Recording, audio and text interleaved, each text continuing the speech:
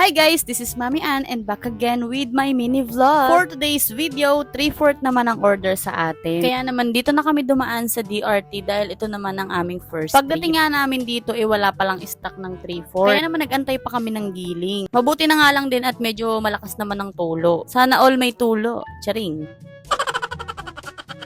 Dito naman pala kami nagkarga ngayon ng 3/4 sa Dragonstone. Site nga pala yung dadalhan namin kaya naman dapat makakarga kami kagad para hindi kami maabutan ng ulan. Baka nga kami ay pagpalahin kapag ka naulan. Yun nga lang talagang nagantay kami dito ng mga 2 hours pa siguro. Dahil nga walang stock. Kainitan nga ng mga panahon na yan at hindi naman kami makapag-aircon sa truck dahil hindi kami nakapag-diesel. Wala naman kasi kaming nadaan ng dieselan dahil nga sa DRT lang kami dumaan. Kaya naman nakatipid kami ng konti sa diesel dahil nga nagpatay kami ng truck. Pero sa mga ganyang sitwasyon na mapipila ka ng matagal, mas better talaga na papatayin mo yung truck. Para naman medyo tipid-tipid sa diesel. Alam niyo naman ang presyo ng diesel, napakataas. Lahat nga ng presyo ngayon nagmamahalan na. Kayo na lang ang hindi.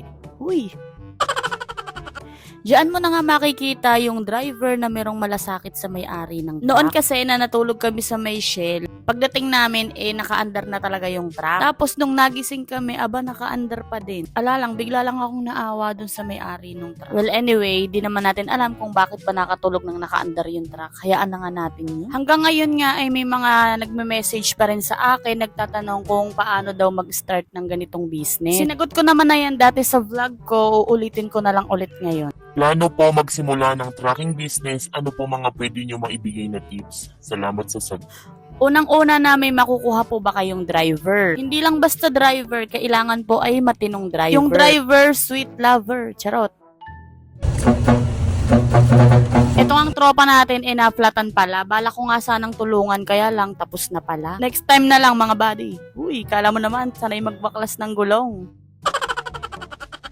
Okay, back to the topic. Kapag ka nakahanap ka na nga ng matinong driver, sweet lover, dahil sa totoo lang po, ang buhay ng trucking nakasalalay din po sa inyong driver. Kung yung driver nyo ay maalaga ba sa unit at mapagkakatiwalaan nyo din sa pera. 2017 pa lang kasi nagtatracking na kami kaya naman na-experience na din namin yung mga iba't ibang klase ng driver. Hindi naman pala totally sa akin dahil nakikita ko lang sa mga dating naging driver ni tatay. Merong nagtakas ng pera, meron naman kakontsaba yung ahente. Meron pa yung nag-viral sa EDSA, yung M3000 na blue na hinabol ng MMDA. Naalala nyo ba yon? Sa tatay ko yun. Magaling yung driver na yon. Mala GTA ang datingan. Meron pa, itinakas yung howo ng tatay ko. 2 days na, hindi pa rin ako kontak yung driver. At ang masaklap pa doon ay nagbigay ng stress sa tatay ko. Dahilan para wala na po akong tatay ngayon. Nakakalungkot lang. Uy, naiyak pa ako. Na-stress po kasi yung tatay ko dun sa truck na yon. Pumutok po yung ugat niya sa ulo. Uy, hayaan na nga natin yan. Ipapakita ko na lang sa inyo ngayon yung mala GTA sa may EDSA.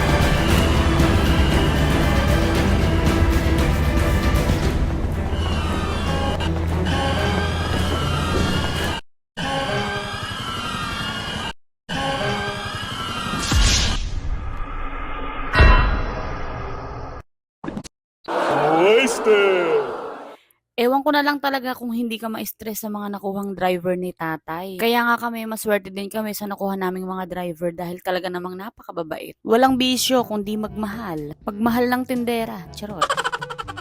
Di ayun na nga kapag meron ka ng matinong driver, mapagkakatiwalaan at may alam ng konti sa pagmemekaniko. Hindi naman talaga maalam pagdating sa pagmemekaniko. Kumbaga kahit yung mga basic para in case na emergency, hindi agad marereker. Alam niya yung gagawin niya, di ba? Tapos ayan, pwede ka nang maghanap-hanap ng biyahe.